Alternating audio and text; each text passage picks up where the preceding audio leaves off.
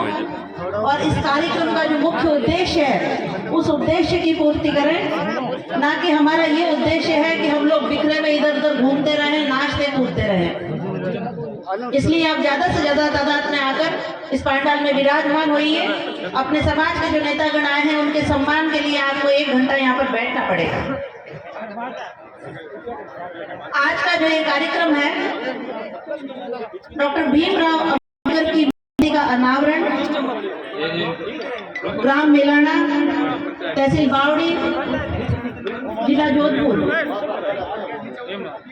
इस मूर्ति अनावरण के अंदर आप सभी लोगों का हार्दिक आभार, बहुत बहुत स्वागत। और यहाँ पंडाल में विराजमान मंच पर आसीन हमारे गोपालगढ़ की विधायिका बहन गीता देवी बरवड़, हमारे यहाँ की पूर्व विधायिका कमसा जी मेघवाल, हमारे पूर्व प्रधान आदाराम जी, हमारे युवा साथी मेरे बड़े भाई घनश्याम जी, और मंच पर विराजमान हमारे सभी सम्मानित पंच, सरपंच, अधिकारी, कर्मचारी, हमारे युवा साथी, बड़े बुजुर्ग, और यहाँ पंडाल में विराजमान सभी बड़े बुजुर्गों, भाइयों, माताओं, बहनों और प्यारे बच्चों, आप लोगों का बहुत बहुत आभार, बहुत बहुत धन्यवाद कि आपने आज इस कार्यक्रम के अंदर आकर अपनी हिस्सेदारी दी।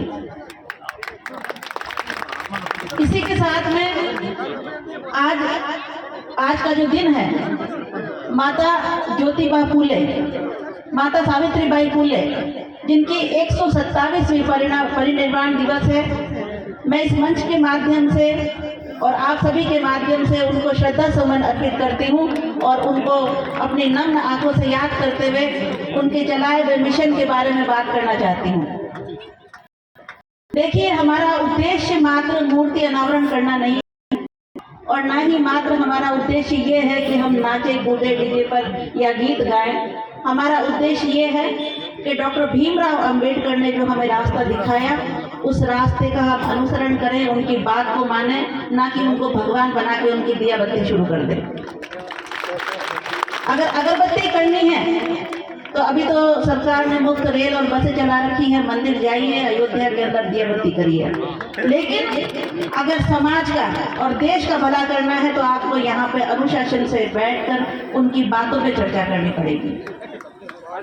बड़ा गर्व और फख्र महसूस होता है हमें ये देखकर कि हमारा जो समाज है वो छोटी सी बात के लिए इतनी भारी तादाद के अंदर इतने हर्ष के साथ में यहाँ पर इकट्ठा होता है। और वो बात ये है कि डॉक्टर भीमराव अंबेडकर, जिसके लिए आज लोग पीछे पड़े हुए हैं, उनका अस्तित्व मिटाने के लिए, हम लोग उस अस्तित्व को बचाने के लिए उस लड़ाई के अंदर यहाँ पर खड़े हैं। देखिए, बहुत पहले की बात है और आपसे और हमसे ज़्यादा जो यहाँ पर बुजुर्ग बैठे हुए हैं उन्होंने देखा होगा, हमारे समाज की महिलाओं ने देखा होगा कि लोगों ने एक नाम लगा दिया है कि अंबेडकर साहब का सिर्फ एसटी और एससी के प्रति ही लगाव था। मैं इस बात को झूठ मानती हूँ। डॉक्टर भीमराव अंबेडकर ने जब संविधान निर्माण किया तो उस संविधान के अंदर इस देश के हर एक वर्ग के लिए उन्होंने कुछ न कुछ देने की कोशिश करी है, चाहे वो महिला हो, चाहे पुरुष हो, चाहे युवा हो, चाहे बच्चे हो, चाहे बालिका हो, चाहे बुजुर्ग हो, हर एक जाति, हर एक धर्म के बारे में उन्होंने बात करी, चर्चा करी और उनके लिए जो नियम कायदे बनाए। आज ये देश उसी संविधान पे चल रहा है। लेकिन आपको और हमको ये देखना पड़ेगा कि इस संविधान को बचाने की जो लड़ाई है वो लड़ाई आप और हम ही लड़ रहे हैं। बाकी इस देश के संविधान को खत्म करने का पूरा दारोमदार लोगों ने अपने कंधों पर उठा रखा है। इसी के साथ में आपके और हमारे द्वारा मंच के सामने आ रहे हमारे पूर्व विधायक पुखराज जी गर्ग और हमारे प्रधान राजूराम खोजा और आपकी पूरी टीम का स्वागत और अभिनंदन करते हैं कि आप लोग यहाँ पर आए। चर्चा इस बात पे होनी चाहिए कि इस देश के अंदर आज क्या हालात हैं। अभी गीता जी ने भी कहा कि 2 अप्रैल को जो आंदोलन किया, उस आंदोलन के बाद में कि वैसा मजा नहीं आया। और मैं हर मंच से एक बात कहती हूँ कि वैसे तो पूरे देश के हर नागरिक का कर्तव्य बनता है देश के संविधान की रक्षा के लिए, लेकिन आपने और हमने जब अपने लड़ाई के लिए आवाज उठाई 2 अप्रैल को, कृपया शांति बनाए रखें, जब वो आवाज हमने उठाई तो उस 2 अप्रैल के बाद में हम लोगों को जिस तरीके से बांट दिया गया है, जिस तरीके से खत्म कर दिया गया है, आज हम खुद देखते हैं कि हम अनुसूचित जाति जनजाति के कितने कार्यक्रम होते हैं। आपने देखा होगा कि पहले कई संख्याओं में कार्यक्रम होते थे, हम खुद ये हार जाते थे कि आज यहाँ जाना है तो कल वहाँ जाना है। लेकिन 2 अप्रैल के बाद में एक रणनीति ने काम किया। 2 अप्रैल पर जब लोगों ने अपने घर से निकलकर एक लड़ाई लड़ने की प्रयास किया, कोशिश करी, उसके बाद में आपका हमारा ऐसा इलाज किया कि दलित अलग हो गया और अनुसूचित जनजाति के जो लोग आते हैं आदिवासी, उनको अलग करके बंटवारा कर दिया गया।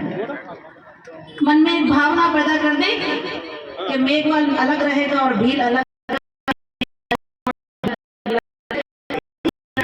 उठाकर आज हमारी स्थिति ये कर दी है कि कई संगठन, कई नेता और कई तरीके के काम कर दिए गए हैं कि हम लोग सिर्फ आपस में ही लड़ते रहते हैं, लेकिन बाबा साहब के विचारधारा के ऊपर बात करने वाला कोई नहीं है। हम अम्बेडकर जयंती मना लेते हैं, हम लोग कई कार्यक्रमों का आयोजन कर लेते हैं, लेकिन वहाँ पर भी स्थिति ये होती है कि हम लोग अतिथियों को बुलाते हैं और अतिथियों को बुलाने के बाद में जो मुख्य अतिथि आते हैं वो कहीं आने वाला ये कह देता है कि आज मेरे पास फ्लाइट नहीं मिली, आज मैं दिल्ली में हूँ, आज मैं जयपुर में हूँ। और जो हमारे अतिथि बैठे रहते हैं अनुसूचित जाति जनजाति के, उनके लिए हमारे पास में इतना टाइम भी नहीं होता है कि हम उनको सुन सके। इसका मतलब आप ये मानते हैं कि जो ST SC के लोग होते हैं वो क्या कम बुद्धि होते हैं क्या, या उनके पास में ज्ञान का कोई अभाव है क्या? जब ज्ञान का अभाव नहीं है तो आपको उस लड़ाई के अंदर शामिल होना चाहिए। इस देश के संविधान के अंदर हर जाति को उतनी ही तवज्जो दी गई है जितना गरीबों को दी गई है। सावित्रीबाई फुले हो, चाहे ज्योतिबा फुले हो, चाहे डॉक्टर भीमराव अंबेडकर हो, आप किसी की भी लड़ाई देख लीजिए कि उस लड़ाई के अंदर हमारे समाज में महिलाओं को बोलने का अधिकार नहीं था, सती प्रथा थी, जातिवाद था। हमने देखा है कि आज भी जब महिलाओं की बात आती है तो महिलाओं को दूसरे दर्जे पर रखा जाता है, प्रथम पर नहीं रखा जाता है। और फिर सिर्फ और सिर्फ मात्र महिलाओं को कहाँ इस्तेमाल किया जाता है, आप शायद बुरा मान जाएंगे, लेकिन अगर मेरी बहू या मेरी पत्नी सरपंच बन रही है ठीक है, लेकिन अगर दूसरे की बन रही है तो सामने आप अड़ंगे हैं। तो आपको अपनी तो प्यारी है, लेकिन अगर समाज की बेटी खड़ी होती है तो उसके विरोध में समाज का ही आदमी खड़ा हो जाता है और उससे लड़ने लगता है और तेरी मेरी करने लगता है और फिर एक विरोध तय होता है और आपस में अंदर ही लड़ते हैं, भील भीलों से लड़ते हैं।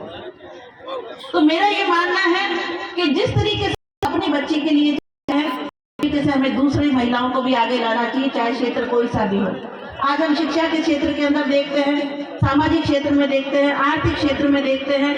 देखा होगा कि डॉक्टर अंबेडकर और सावित्रीबाई फुले का ही नतीजा है कि मैं इस मंच से भाषण दे रही हूँ और मेरे सामने मेरी बड़ी बहनें बैठी हुई हैं।